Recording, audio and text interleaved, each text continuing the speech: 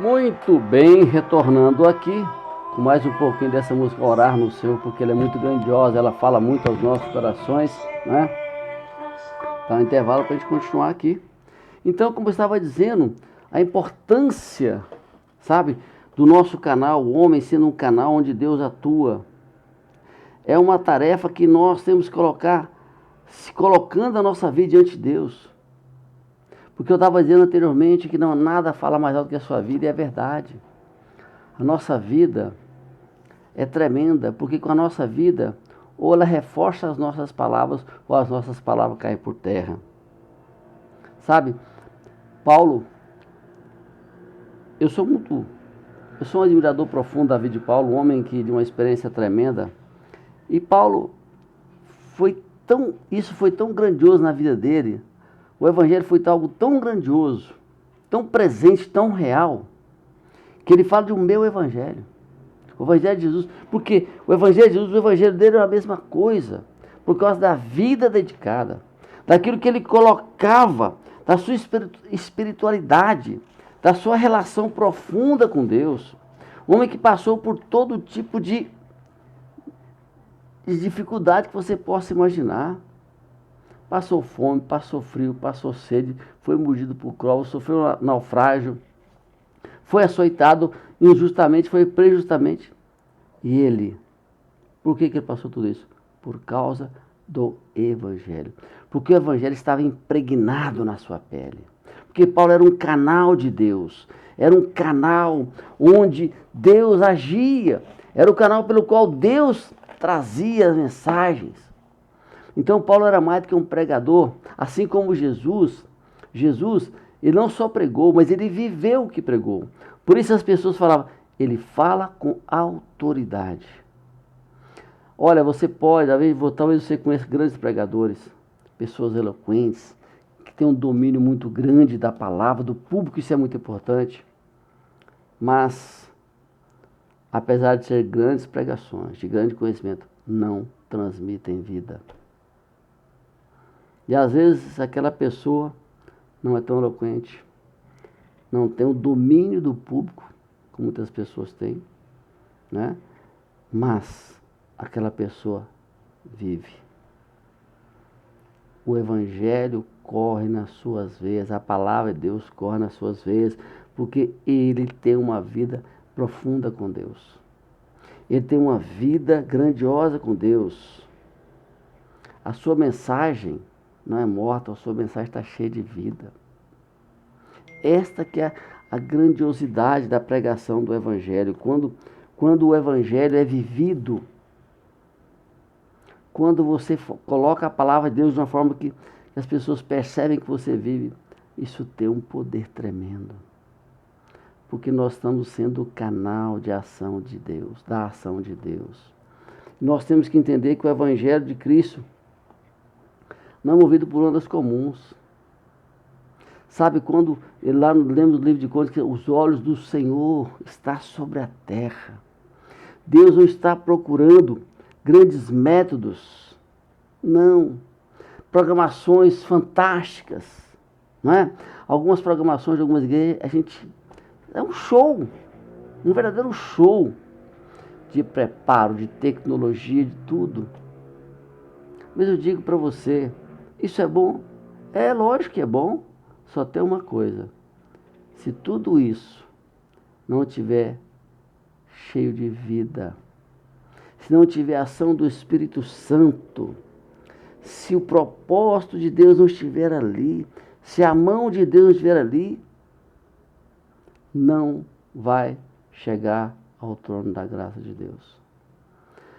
Não é aquele culto que agrada a Deus. E as pessoas que estão fazendo aquele trabalho grandioso não poderão, não serão usados. Porque o Evangelho não é movido por ondas. Você já percebeu que sempre tem uma moda nova? Estou falando do nosso meio evangélico, para nossa tristeza. Tem música, tem canções que quando caem, quando entra na moda, no auge, meus irmãos, no começo aquela música é linda, é maravilhosa. Você ouve em todas as rádios, no YouTube, em qualquer lugar, diversas pessoas cantam, as igrejas só cantam aquela música. Depois de algum tempo, como é que tá? Ele não quer nem ouvir. Já percebeu isso? Ele não quer nem ouvir.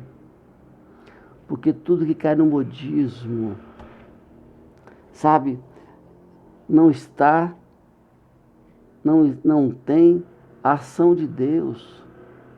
Por isso que pregar o Evangelho é personificar o Evangelho. O que é personificar?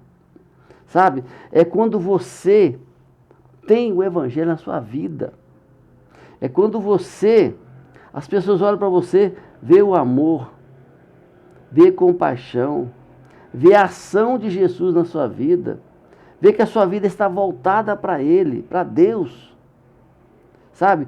A energia gerada em tudo isso é muito grande. As pessoas notam. É como se... É o mesmo fato quando Moisés desceu do Sinai, que as pessoas não conseguiam olhar no seu rosto. Só que agora, com a graça, as pessoas precisam olhar para mim, para você, ver o rosto de Jesus, ver a face de Jesus, para que as pessoas possam querer ouvir. E hoje, com tanta tecnologia, você pode escolher o que você quer ouvir. E sabe o que acontece? As pessoas, quando o pregador traz a palavra de Deus, que confronta, o que a pessoa faz? Muda. Não quer confronto. Vai atrás das pregações que satisfazem seus desejos. Paulo disse em 2 Timóteo que nos últimos tempos eles não queriam ouvir a sã doutrina, não queriam não darão ouvido, terão comichão nos ouvidos, irão atrás de falsos mestres que vão falar exatamente o que eles querem ouvir. É interessante isso. Por isso você tem que entender que a pregação mais penetrante de um pregador do Evangelho é o seu exemplo, sem sombra de dúvida. Ouvi de um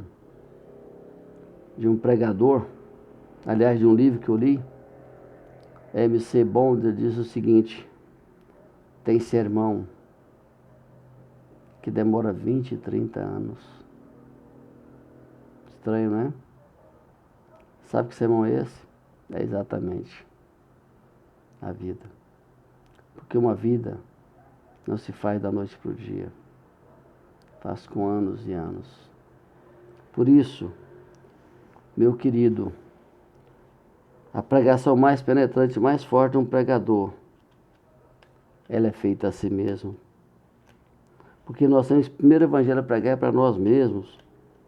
A obra mais difícil da nossa vida somos nós. Reconhecer quem somos, que somos dependentes e temos que continuar dependentes de Deus, para que nós possamos ser o canal de Deus para a ação dele junto às pessoas. É fundamental que a gente tenha esse entendimento. É muito grande. Deus quer nos usar de uma forma extraordinária. Os primeiros cristãos foram formados segundo este princípio. Que princípio é esse? O princípio da dependência de Deus, o princípio da oração, de uma vida dedicada, dispostos a pagar o preço. Porque no começo do Evangelho, da igreja, o preço da fé era pago com a vida. Ah, queridos, para eles, para os primeiros cristãos, a pregação significa uma obra de autoabnegação. Ou seja, para que eu possa ser usado como canal, eu preciso entender que o meu eu precisa ser crucificado. Que Jesus seja visto em mim. E que nós possamos entender que o que vai refletir lá fora, sabe o que é? É a minha, é a sua relação com Deus. É na nossa intimidade com Deus que nós somos formados. Onde nós somos forjados, não forçados, forjados. É na nossa relação de intimidade, na oração, na dependência, na confiança, é nos entregarmos a Deus, para que Deus possa nos usar. Portanto, o nosso desejo, a nossa oração nessa penúltima terça-feira do ano, é que você olhe para 2020, não para dizer que foi um ano ruim, foi um ano difícil, mas também pode ser um ano onde você, assim como eu digo para você, porque isso aconteceu comigo, eu repensei muita coisa e tive que mudar, e me sinto feliz com essa mudança. Então 2020, apesar de ter sido um ano difícil, foi um ano onde Deus operou grandes coisas na minha vida. Nunca tive um ano com tanta ação de Deus na minha vida. Não é? Como isso foi forte para mim. Eu digo para você, espero que 2021 nós continuemos com essa dependência de Deus, com esse amor, com esse ardor pela obra de Deus, para que possamos realmente ser um canal da ação de Deus, ser um canal de bênção. E que esse canal precisa estar desobstruído, limpo, para que tudo possa fluir.